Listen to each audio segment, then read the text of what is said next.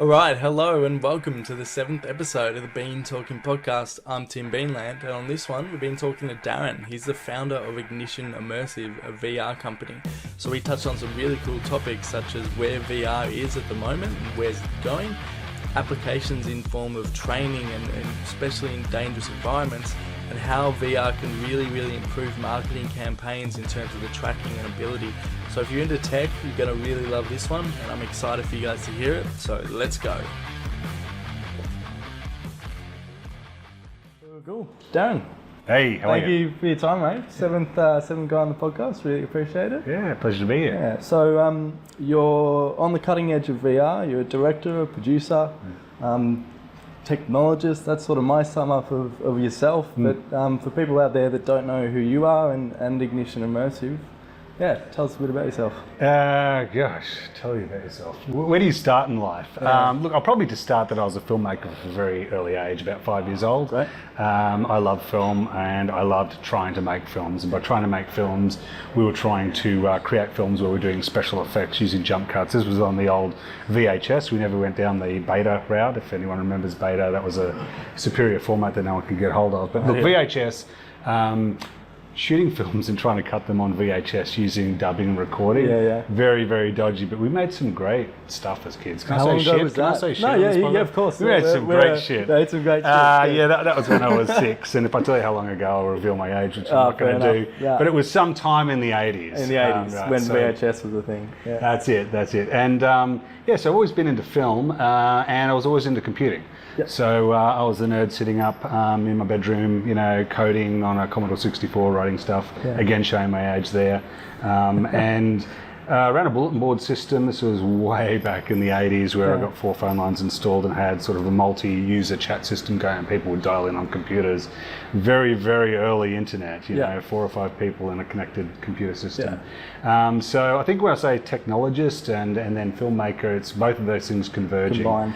Had a career where I've done a lot in video content production. I've done a lot of filmmaking. I've done short films, gotten into festivals, some executive producing. About a year and a half ago, nearly 2 years ago actually, started this studio, Ignition Immersive. I kind of got hooked on VR. VR's come around a few times, and I was always interested in the potential of the technology. Anyone that sort of loved things like Tron and Brainstorm, films like that, of course. I'm a bit of a film nerd. And there was into the game. There was a gaming one that came out. It wasn't so much the gaming. I think I was interested in the idea that there was an ability to have complete escapism or complete immersion, right? A lot of the themes of those films were around complete immersion and escapism. Think about Electric Dreams, the film in the 80s. I think they're remaking that actually. I hope they don't ruin it. But that was about a guy whose computer was kind of aware and networked, and kind of, I guess you could say, fell in love with him or had a crush on him. It's a bit weird now that I think about it. But yeah, look, I look back on that stuff, and I've always had this draw to be kind of immersed in different worlds. And I think people do get immersed when they go to a cinema. I think today we have quite a lot of stimulation, different screens, different formats. We're very distracted. And so when I saw VR come around, I put a headset on for the first time, and I thought, well, it's going to be crap like it's always been. And actually, it wasn't too bad. Yeah. Oculus Rift was a real game changer. And I remember just sort of being in there for what I thought was 5 minutes, and an hour had passed. And I was just like, wow, this is completely, it's not just completely new, but it's completely feasible. It's completely feasible for me to be somewhere else, believe I'm somewhere else, to enjoy that.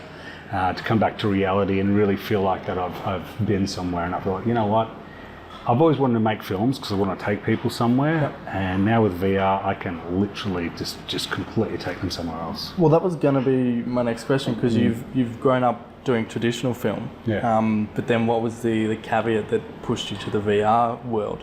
In terms of, because you would get a lot of too contentious. Right? Yeah. I think film is absolutely a magic craft. Definitely. And I love it. And I still do make 2D film, and I still want to. I've got a whole bunch of screenplays. But I'm just aware that as kind of a modern audience with this sort of transcendence towards streaming and people watching films on mobile devices, my dream was always to have a film in a cinema. Yeah. That was the experience that I knew. And that was complete immersion. I didn't have a phone, I wasn't distracted by the outside world, I was in complete darkness, I didn't care who I was with, I was literally following Luke Skywalker. I was there. Yeah. And I think today it's a lot harder to achieve that with a level of distraction. And VR kind of enables 100% of someone's attention. They're really surrendering 100% of their time and attention to you. And that's fundamentally different to, I guess, normal 2D media.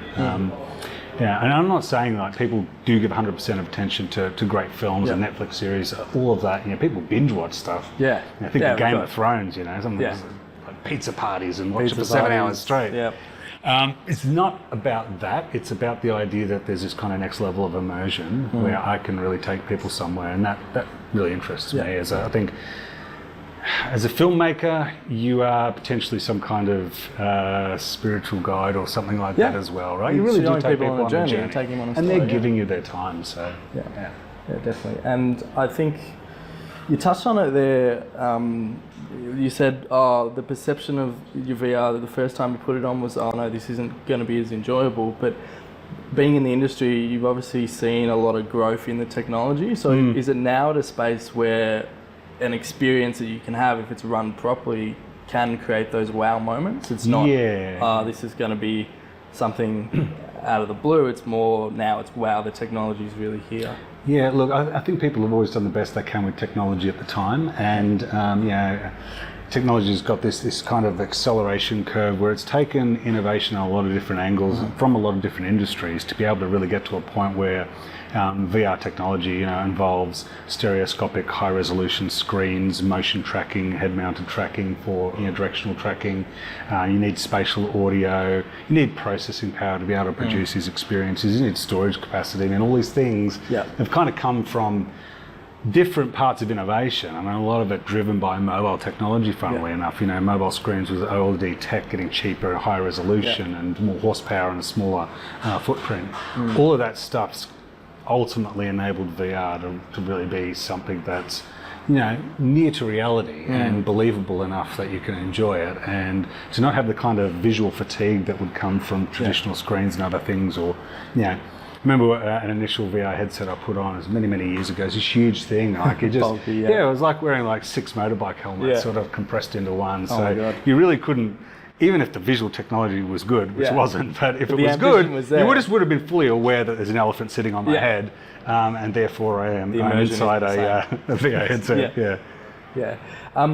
So something interesting, I've met you through our first guest, Jordan, and the project that he was doing with yourself, and I think I've heard you talk about the way that this experience is different in terms of further educating people to do Ned Kelly when someone has this experience. So what's the importance that VR plays in that sort of role? We were having a little bit of a talk earlier, and I just, we're very much a society that lives in the moment and is always looking forward. And, with that is this great breadth of human history that becomes in some ways less tangible to access.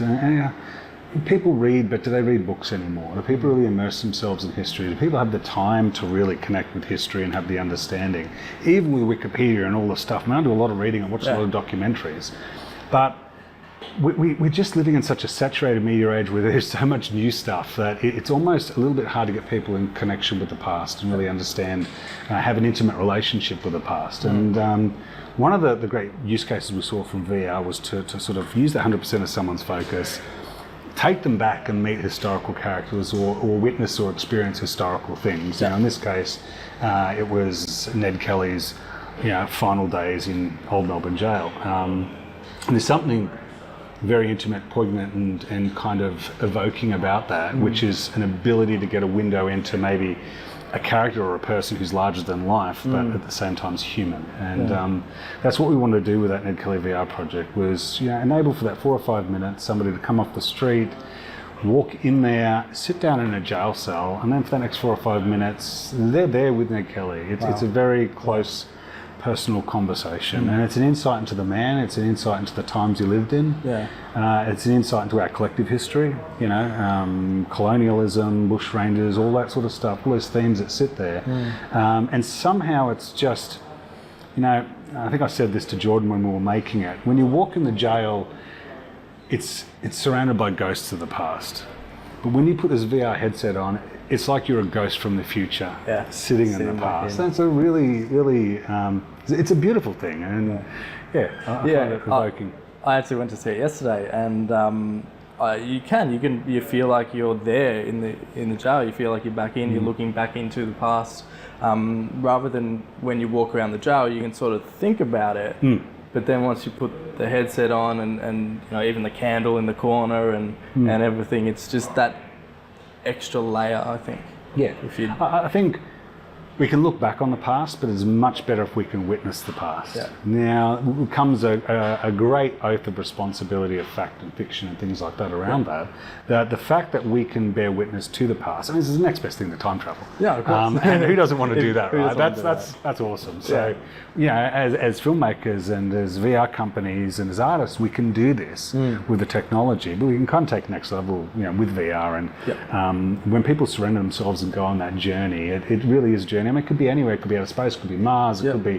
I'm a huge Aliens fan. I can't wait to have an Aliens experience on a Nostromo or something like that. That would just blow my mind. Well, that leads me into a broader question because everyone likes to see VR as the future. So we know it's the future, but what do you see as the future of VR in terms of going into space or different movies or look, it's a hard one. I think you've got to look at the technology, and there's still a lot of accessibility problems with VR. I mean, we're kind of, what are we? Not really even second gen tech. I mean, first gen we maybe call HTC Vive and Oculus Rift. Second gen tech we could call kind of Gear VR, mobile VR headsets, Oculus Go, all these all-in-one headsets. We're not really even second gen at the moment, and it's still quite inaccessible. I mean, the experience is clunky. Right. It requires setup. It's a little bit of a labour to put the headset on. You have to be committed to want to surrender yourself to VR. And so what VR competes with is just the sheer ubiquitous accessibility of all other technologies. I can whip my phone out right now and watch YouTube in half a second. And we're constantly connected in that way.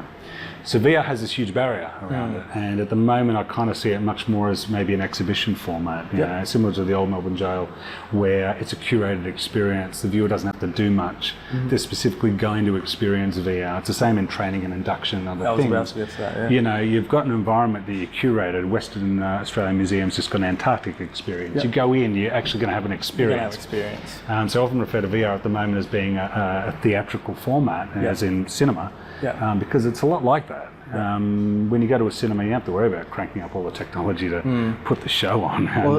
Where's it going, you ask, is that I think that accessibility is just going to rapidly iterate. We've got mixed reality, augmented reality and virtual reality, and we've got sort of an acceleration of the technology behind the headsets and the glasses. I think eventually very, very lightweight HUD kind of style glasses, maybe even what do you call them that you put in your eyes? Contact lenses. I mean, that's obvious, but I think we're quite a way away from that. But definitely something that's accessible, that I can put on, that's intuitive, that responds and is ready to consume as quickly as it is to take off. Well, once I'm bought into VR, and I think the power of it is in that experience. And the power of it is I can sit there, be immersed into a different world without having to travel anywhere. So immediately for me, and a lot of the listeners on here are business people, and my thought goes straight to training, or especially in situations where it could be dangerous. So do you see VR as a powerful tool to train absolutely. I mean, you look at, I know some people are doing some stuff in the oil and gas industry. That is high risk work, involves remote sites. The ideal is that you can train somebody as competently physically on site without them setting foot on site before they're competent. That's the classic challenge of all like when I look at sites that do induction, they've got to take people through the site uninducted to induct them. The irony of it. The irony of that, And so, and then training and all sorts of things. We work with a wind farm, and they've got turbines. This is high altitude work, it's confined spaces. So people can do a lot of training, but then the first time that they go in there is really the first time that they'll get the real experience and knowledge of working within there. And so VR lets us do a lot of that stuff pretty much remotely anywhere. I mean, you can produce VR content to train somebody, and they could do it from a hotel room if they wanted to. So now you're saving not only potentially lives because you're not putting inexperienced people into situations where they should have been experienced, but you're also then saving the time on the back end as well by not flying them out to... There's another part of this which a lot of people overlook and I'm really passionate about. It's kind of sort of hotspot analytics and tracking and data technology. Is that, you know, using VR we can learn a lot about the viewer through that induction process or through that training process. So if you want to measure competence in somebody before you commit them to do a job, this is a really, really powerful tool. So if I was to have 100 people who were working on an orchard, they would rely on a lot of backpackers and casual staff, right? You got 100 people in a pool. Well, you want to know who the 20 potentially repeat, I won't say dangerous, but maybe people that take more risks could be out of that pool before you actually get them out there in the orchard where they're risking people's lives. And so using VR and training, you can get a lot of that data and analytics and go, well, actually these 20 people, they continually speed in the vehicles during the training. And that's a red flag before you actually send somebody out there. It is. And I mean, that then saves a whole bunch of OH&S. That then, you know, it's... You know, you can look at it like not just a training tool, but also a recruitment tool as well. And in that sense, that recruitment filter becomes even more important. It's scalable, so you can potentially recruit a wider pool of people, committing less time and resource to actually test those people and train them. And then you can dovetail and refine that funnel and just get probably the best of the best. And actually put them out to work. So you've built their competence really quickly, it's scalable, it's cost effective, but you've also created a filter so you can remove risk, and that's super important. Something I want to ask, because I look into marketing and something, it's a bit of a buzzword that goes around the film is we want people to engage with our content. We want people to look at it, and I look at metrics in terms of video watches, and a classic Facebook graph is like 10 seconds and then bang, people stop watching it. So how do you think VR as a tool can improve just engagement? Because that's such a big qualitative metric that double-edged sword here. So look, there's a lot of talk of 360 content Facebook and in feeds. They've put up a 3D picture. And look, that does get a bit more engagement, but there's a novelty factor associated with that. We haven't seen a lot of it. As human beings, we like shiny things, so we pay them a bit more attention. You know, like, wow, that video is moving with my phone. That's quite interesting. So I'll watch that a bit longer. I mean, inevitably the content's got to be great anyway. I mean, otherwise it's boring. So on one hand, 360 content can be more immersive on a phone. On the other hand, we have to cut far less frequently with 360 content than we do with 2D, right? We live in kind of the music video clip age where we cut really quickly with stuff. We're used to cutting. If you watch a film these days, there'll be like 10 cuts in maybe 8 seconds of dialogue, and human beings are used to that speed of cutting. So we want pace. And 360 doesn't necessarily have pace outside of a headset, so there's that double edge to that kind of advertising side. Now it's different if we talk about getting people in headsets, because we know we've got their full attention, we've got their full immersion, we do all sorts of stuff from that kind of world. Whether, you know, if you want to make advertising, you can't make an ad in VR. You should make a really great experience. And that experience should be the journey and whatever it is should be, I guess, part of the brand proposition or the ethos of the brand, or what they want people to feel. Like brands always talking about, I want people to feel this way. Well, you know, VR is a very emotive medium. There's been a lot of work done on the psychology of how VR can help people change how they feel. There's a lot of scientific, and there's quite a few companies out there doing content to help people with mood, meditation, even dementia, all sorts of things, right? And so if VR has the power to kind of fundamentally move people, well then a brand sponsored experience that can fundamentally make somebody feel loved or happy carries with it enormous brand value, like much more than a billboard. Definitely, that's marketing 101. We taught, you know, in the degree that I did, we were taught, you know, learn to evoke emotion, emotional appeals sell, you know, humor, laughter, love, it's build these things. So if you can use VR to create that experience, invite people to it, that's where the true engagement is, and that's incredible. Then on the back end, I'm also interested in health. I think there's been studies done with people with depression and in even palliative care, for example, where they've been given a couple of weeks, months to live, and they're just sort of lying in bed. You know, imagine if you could then give them VR, which gives them an ability to go to Rome, or an ability to watch a VR production. See, it's an interesting thing. I've been on a few panels where we talk about the ethics of VR. And there's a huge ethical question here around, I was in this debate on one of these Yeah, panels please. where they were just sort of saying, and they were talking about the palliative care, and the question come up, what happens when the virtual reality world is more appealing than the real world? And that's the ethical line. And then you go, so is it ethical to allow people to spend more time in a virtual world than they do in the real world? And is that not a deficiency in the real world and real life that we should be fixing? I tend to swing the other way. I go, well, we all go to sleep, some of us sleep 5 hours a night, 8 hours, whatever. We all dream, and we all go into kind of artificial worlds or, induced sleep and subconscious, right? So we all live in these sorts of virtual worlds. And then even in real life, we're all living in a virtual world because everything's kind of projected from ourselves. There's also simulation theory as well. Yeah, we know like 0.0001% of the world around us, and we think the world revolves around us, and everything we know about our friends, family is all constructed from a singular perspective. So I think human beings actually just create synthesis of reality anyway.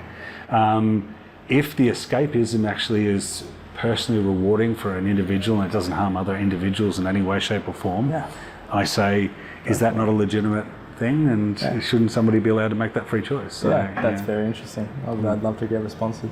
I want to touch into a little bit of psychology of yourself and Ignition Immersive and find out a little bit about that. So you're a business owner. Why did you start this? Look, a few dimensions to that. I started the studio because I want to make VR films and I'm interested in exploring the medium creatively.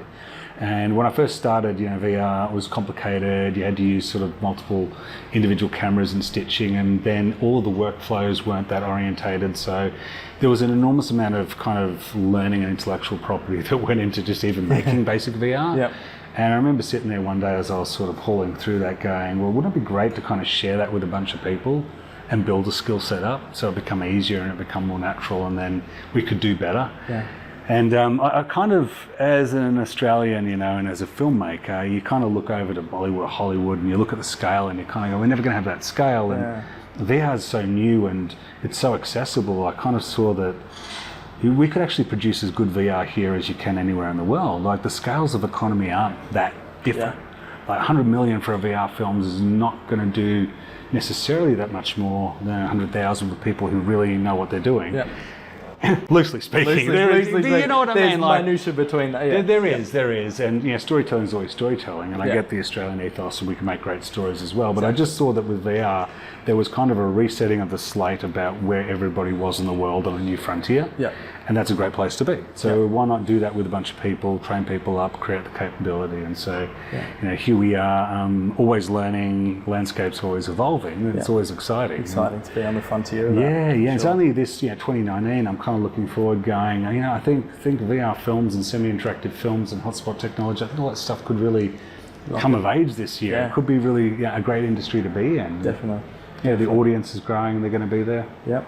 Would love to know about some of the projects you've done. Obviously there was the one with Jordan, but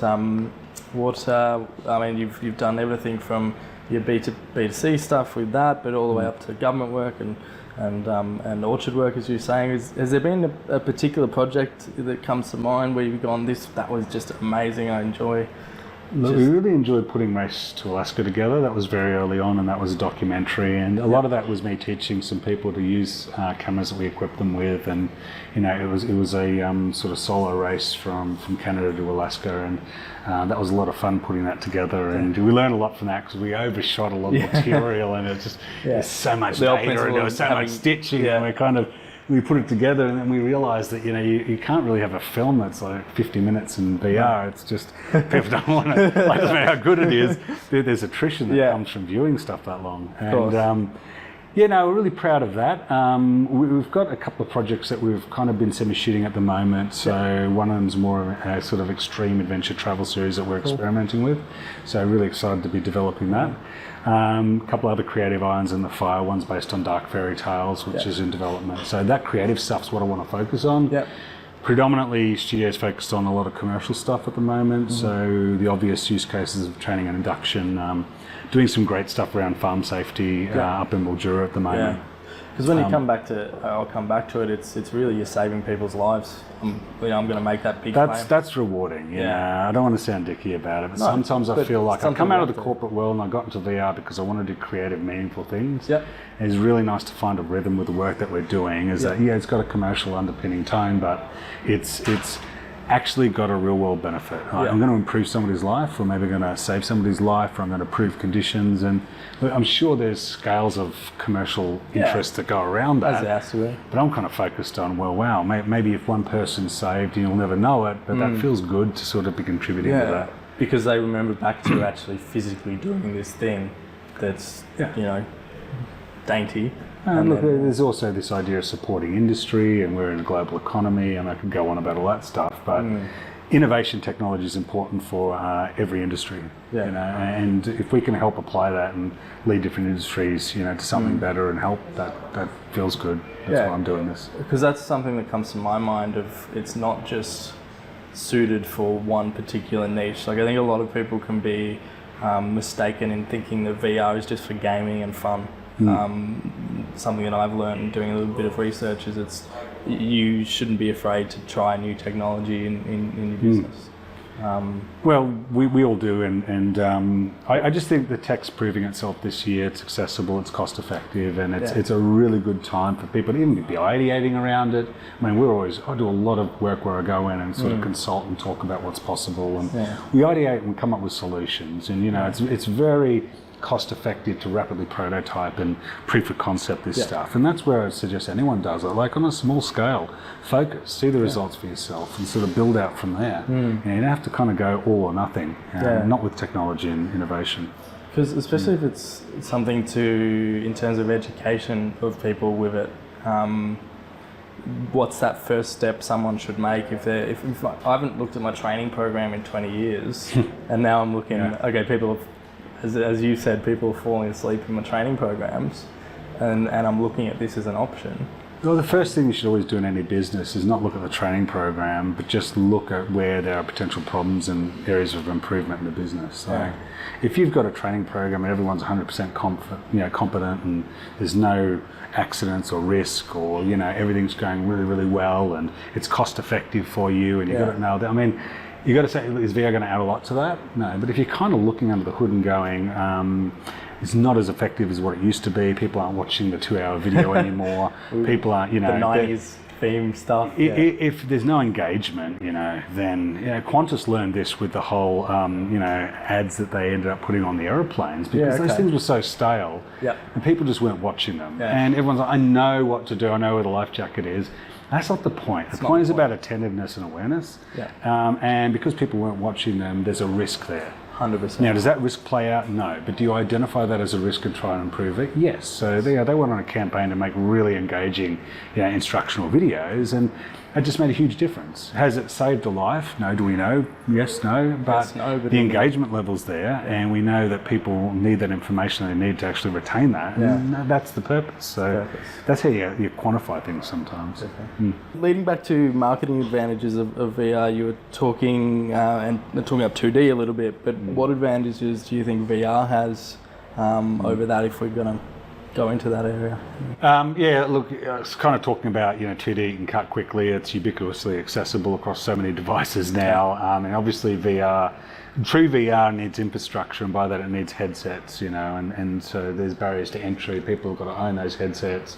There's Google Cardboard and other things you can do with your phone and Gear VRs. It's all right. It's not quite the real VR experience. So there's definitely some barriers there to actually accessing VR content. But once you get somebody in there, super useful in terms of things you can do over 2D. I mean, obviously we've talked a lot about the 100% of somebody's attention and full immersion, right? And that has a real emotional quality to it as well. We'll talk about brands and influencing. That's really powerful stuff. Yeah, definitely. The other, one of the things I'm really passionate about is like hotspot tracking. So because these things have got an accelerometer and we can see where somebody's looking, it's how the thing turns when you turn your head around. It also means you can analytically collect data about where people are looking, right? And so that stuff becomes really useful. I mean, it's kind of a gold mine in terms of where's people's view drawn to in a room. where does people's gaze go to? I mean, I could put somebody into a conceptual architectural foyer, for example. I could walk 10 people through there, and I could actually measure where most people's eyes and gaze are drawn. And I could kind of tell you out of that lots of things. We could inform the architecture, we could inform the design and flow of the space, we could maybe inform where to stick an ad where most people are going to look. That's not really basically you're talking advertising. Yeah, no, of course. That hotspot technology is quite interesting. We're looking at a project at the moment around training law enforcement, and so often these people have to go into maybe dangerous environments, and it's all about being able to assess risk very quickly, and this happens in a lot of different industries, not just law enforcement, any kind of safety risk.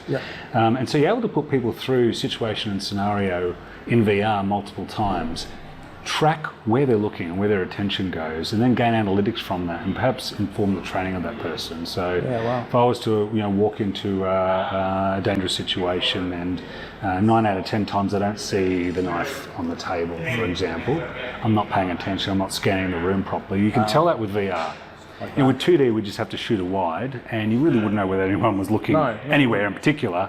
I don't even know if they're looking at the screen in 2D, right? But in VR, I know exactly where they're looking, for how long, and what they react to. And so the analytics you can get out of that, super, super useful, not just in training, but advertising and media, improvement, architecture, all sorts of things. So which adds so much more. That's super cool. That is very cool. And that stuff can then be used to feed in. I mean, think about making VR films where the film can kind of adapt to how people look and watch the film, and kind of can be improved based on how people are watching the film. I always think we've got this idea of a film being a fixed thing. You make it, you shoot it, you complete it, you edit it, you master it, you put it out, people watch it, and that's it. I think film and narrative in the future is going to be a lot more of this kind of agile, evolving thing. It's somewhere hybrid between kind of game and real. Netflix is already experimenting with interactivity on episodes and stuff like that. But I think it's much more of an evolving beast. So if the film can respond to the viewer, that is a super exciting thing as a filmmaker, right? Definitely. I can make a film where there could be sort of four people gathered, and they're in a party house and something's going on. These 4 people go separate ways, but different people follow a different journey based on where their kind of attention was drawn during a conversation. And so put people in this headset and they watch the film, and different people see different things. Just based on how they watch the film, right? And that's responding to the viewer. It's not the filmmaker going, hey, watch this is what I want you to see. So now it becomes a more individual experience. So if you think about the interactivity and the loop of information you can get with VR, that's well more advanced than 2D. That's so cool. That's really cool. I guess, and then one of my other ones was scalability of the tech. It's seen as a bit of a barrier at the moment, but what's your opinions around the scalability? Yeah, look, it's a bit interesting. I mean, over Christmas, Oculus dropped the price of their Go headsets. I mean, they're super cheap now for what they are. And this is like a dedicated VR headset, sort of $300, $320 if you know where to look. 32 gig, it's all in one, it doesn't need a phone, it's got its own operating system. It's the first it's actually a VR device, it's just into itself. It can sit on a table and just be there for VR. Really simple little controller. You put it on. Am I wrong in saying then it's like the Xbox of VR, sort of? It is, It's not quite the remote control for the Telly of VR or the mobile phone. We're not quite there yet with technology, but it's definitely a hugely accessible and also really cheap device, right? So if you think about VR and training or VR deployments and putting an infrastructure for VR, that's a super economical way to go now. I mean, 12, 18 months ago, you needed $600-700 for a Rift or a Vive, and you needed the PC to be able to run it. You're probably looking at 2K, 3K footprint. We've gone in the space of 24, 48 months from a 2-3K investment to $300. Now, it doesn't have the horsepower to drive interactivity, what we call 6 degrees of freedom, where you can have motion interactivity, sophisticated in VR, but it's accessible consumer VR. And what we're seeing come out of that is probably a really huge growth in broadcast VR, so live sports VR and stuff like that. I just see it as a headset where people can go watch the NBL or tennis or, a super accessible channel. We've been talking to a few companies that are working in that field, really exciting stuff that they're doing with that experience, where you can kind of be in VR, and it's not just the 360 at courtside, but you can project, because you can actually put multiple screens inside VR as well. So I can create, instead of you having sort of 10 idiots behind you cheering on the tennis. I can use that to put a few screens of other replays of slow-mos and other stuff, and I can kind of look around and watch replays and everything else whenever I want, or I can just watch the game. And so you can actually create this kind of curated experiences in VR, and you can combine 2D footage into that and make better use of it. Yeah, I could even have the 2D here and then all my VR stuff around me. Wow. Yeah, so you kind of want the close-ups of slow motion. It's over there to my left or right, but I don't have to watch it. I can just watch the game. I can be right courtside. One of the best things also, we have a philosophy. We always want to put the VR camera. The obvious thing is put it somewhere where somebody would be, and it's kind of like, no, I want the camera to be somewhere somebody can't be. Up in the umpire's chair, that is an awesome spot. Like the person that you always watch moderating the game, making the calls, I want that person's perspective sometimes. Like, or the ball boy or girl, or I haven't thought about it watching footy, like even the commentators. Like, what are they saying? Because they're commentating on the game, they got to see everything. You should be able to, with VR and interactivity, give the viewer the chance to jump locations and spots and watch things, have full immersion, introduce some different perspectives they would normally get. And I get it, you can get that in 2D, but I'm talking about perspectives that other people would have for real. Like the ball boy or girl really sits there on the edge of the net, and that's the view that you get if you were that ball boy or girl. That's great. Or the umpire. I mean, that's part of the reason why they do it. Absolutely. And so you think about the attrition that we have with broadcast of video on demand and pay subscription TV, and you kind of think about the barriers you can open up with VR, with platform technology, subscription, premium experience.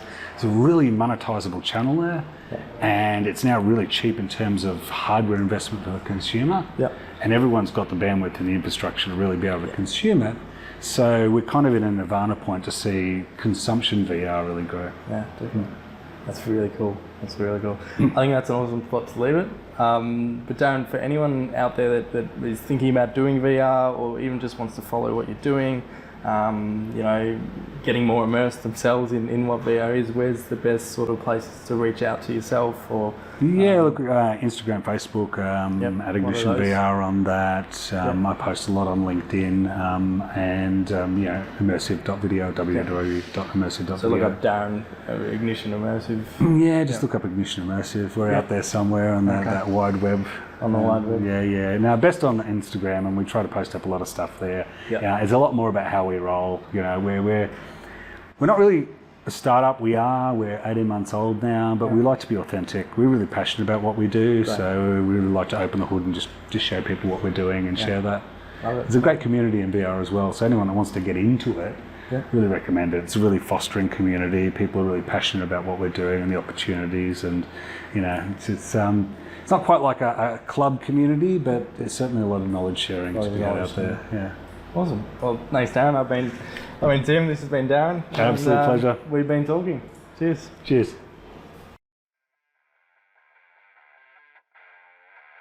Alright, and there you have it, the 7th episode there with Darren. I really hope you enjoyed the insights to such an emerging industry. If you have any questions about VR or think you can use it in your business or what you're doing, definitely hit Ignition Immersive up. They're really good guys, awesome to talk to. Apart from that, leave a review here. I'd love for you guys to give me some feedback, tell me how the podcast is going.